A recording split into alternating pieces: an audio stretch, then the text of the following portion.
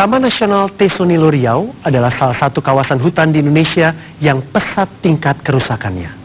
Dari penelusuran James Mangunsong, kawasan seluas 83.000 hektar lebih ini tak dijaga aparatur sepadan. Hutan yang tersisa kini hanya seperempatnya saja. Banyak orang yang meraup uang dari kawasan yang seharusnya dilindungi, mengeruk keuntungan dari lahan yang terlarang. Dari penelusuran James, hampir punahnya gajah Sumatera hanyalah salah satu dampaknya.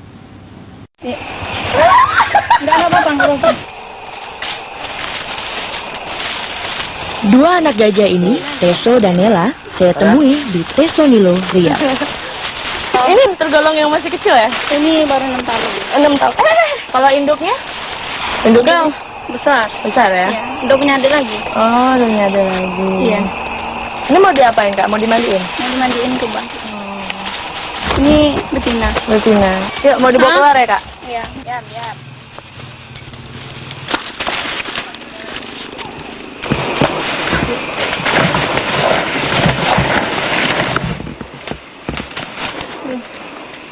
Ambil dulu ada apa? Hah? Ambil dulu dah. Dia mau jalan mau beli. Udah.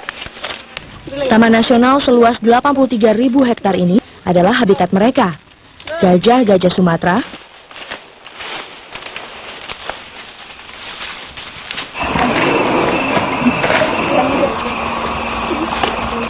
juga rumah satwa-satwa langka lainnya yang terancam punah. Apa aja biasa bisa dilihat di Tesonilo Kak? Ya, terutama di Tesonilo sendiri ya, TNTN ini merupakan tempat habitatnya salah satu yaitu Sumatera, gajah Sumatera. Gajah Sumatera, sudah itu harimau Sumatera. Dan ada juga tapir. Tapir? Iya. Itu kalau di sini nggak berkeliaran kan Pak harimaunya? Atau ada jangan-jangan? Musim-musimnya ada juga sih. Oh, musim-musimnya ada juga? Iya. Karena jalur-jalurnya ada.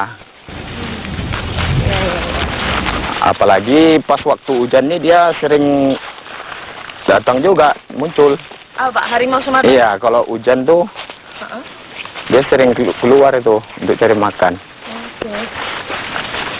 Biasanya sampai ke sini-sini juga nggak Pak tuh harimaunya atau ada? Kadang mau juga sampai ke kampung, tapi cuman sekitar lewat aja, sekitar ladang atau tanaman masyarakat.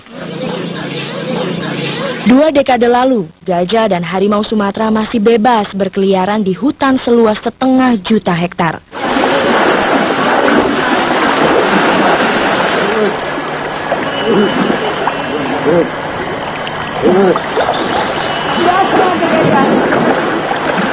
Kini luas hutan yang tersisa di Tesonilo tak sampai 1%-nya.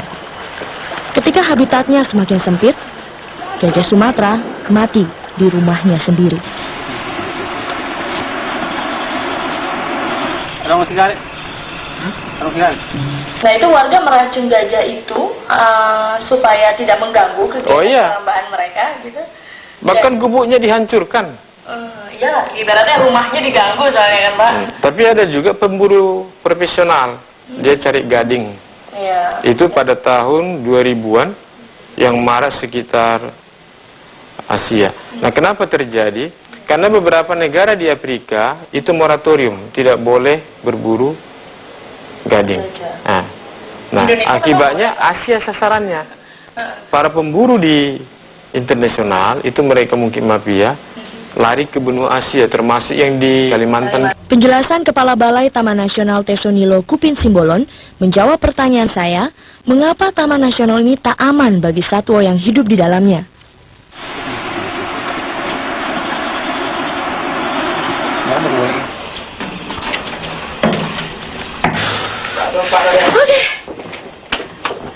Dari atas menara, saya tak melihat ada pembatas yang bisa menghalangi perambah dan pembalak liar masuk ke Taman Nasional.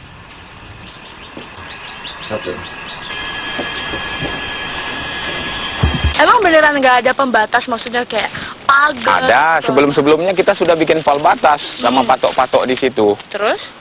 Cuman mereka sudah dipasang, mereka buang. Warga buang? Ya, warga buang karena duit mereka sudah banyak tertanam di sini, mulai bersihkan lahan, pupuknya, upah tanam, datangkan bibit pakai truk, upah pekerjanya. Jadi mereka bongkar. Bongkar. Pembatas yang sudah dibuat ya. Iya, pembatas. Pak Kupi juga bilang minta pemerintah pusat untuk bangun yang permanen katanya Pak. Iya, perlu tapi nggak sih sebenarnya itu Pak?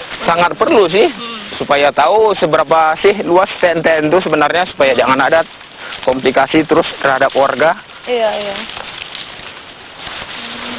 Ini juga sudah banyak yang mati. Kita maunya itu, kalau bisa sekeliling pembatas TNTN itu dibikin parit gajah yang permanen. Saya saran solusi begini, sederhana. Kalau ada beberapa HPH di sekitar kita, maka saya pikir pemerintah bisa mengajak mereka mendukung bersama kita, bikin batas parit sepanjang Taman Nasional. Itu menunjukkan bahwa belum ada, bahwa itu sudah menjadi batas TNTN. Setiap orang masuk di sana pasti ketahuan. Bukan hanya karena sebuah batas yang membuat perambah dan pembalak merajalela di Tesonilo. Jumlah aparat yang menjaga Taman Nasional ini tak sebanding dengan luasnya. Berapa sih Pak anggota atau karyawan yang bertugas untuk di... Ya, kami sekarang ini Taman Nasional ini memiliki 16 polhut, polisi kehutanan. 16 untuk 83 ya, ribu satu hektar. orang penyidik. Satu orang penyidik. Sejak 6 tahun lalu. Dilihat dari segi peranan kepolisian sendiri sebenarnya di kisaran Taman Nasional Tesonilo, sebenarnya batasan ibaratnya tanggung jawab atau kewenangan polisi dengan kewenangan pihak TNT itu seperti apa sih Pak? Iya, memang tugas khususnya untuk pengawasan yang ada di TNTN itu pada balai TNTN itu sendiri. Nah, kita juga melihat kalau di sana ada masyarakatnya, kita bertanggung jawab dengan Kamtipmasnya. Nah, kalau kita melaksanakan patroli rutin, kita berada di luar daripada areal TNTN itu, karena ada perkampungan. Nah, kalau kita mau masuk, pasti kita bekerja sama dengan balai TNTN itu. Terus, jadi sini, di sudut sini ada satu. Kapolres Pelalawan AKBP Guntur Aryo Tejo menjelaskan berbagai patroli yang dilakukan polisi, termasuk yang lebih intensif dilakukan setelah kunjungan sang aktor Indiana Jones Harrison Ford. Kalau misalnya yang patroli kemarin via udara itu yang untuk memantau itu berdasarkan apa Pak? Laporan apa atau berdasarkan salah satunya kedatangan Horizon dan sebagainya, itu ada kaitannya? Kita ingin memastikan saja.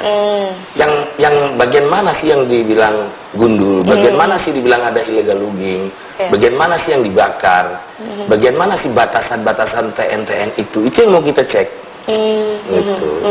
Dan akhirnya dari hasil pengecekan itu terbukti nggak tuh Pak apa kata Horizon? Iya, memang. Namun tidak dalam waktu singkat ini terjadinya, karena itu sudah prosesnya lama. Pengrusakan Tesonilo pada akhirnya berpengaruh pada populasi satwa langka yang hidup di dalamnya, terutama populasi gajah yang berkurang hingga lebih dari 80% dalam 2 dekade terakhir. Pada tahun 2000-an, kantong-kantong gajah di Provinsi Riau itu masih dihitung ada 26. Tahun 90-2000. Termasuk di Kabupaten Pelalawan masih ada 4 kantong. Sekarang hanya 2 kantong, yakni ada di sini dan ada di sini. Tidak ada lagi. Untuk jumlahnya? Jumlahnya kurang lebih kita taksir 120-150. Hanya manusia yang bisa mencegah punahnya gajah Sumatera. Rasanya itu yang favoritnya gajah itu Gajah tuh suka juga dia ini makanan rawa, kris-krisan kalau kita bilang ini. Nah, kris-krisan. ini ya, tapi yang muda pucuknya. Kris-krisan. Yeah. Makanan favorit gajah.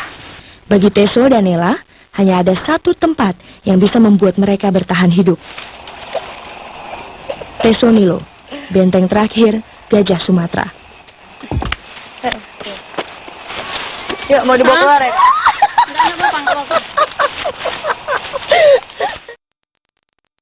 Mereka yang indah dipandang mata, tapi berbahaya. Sesaat lagi di 36.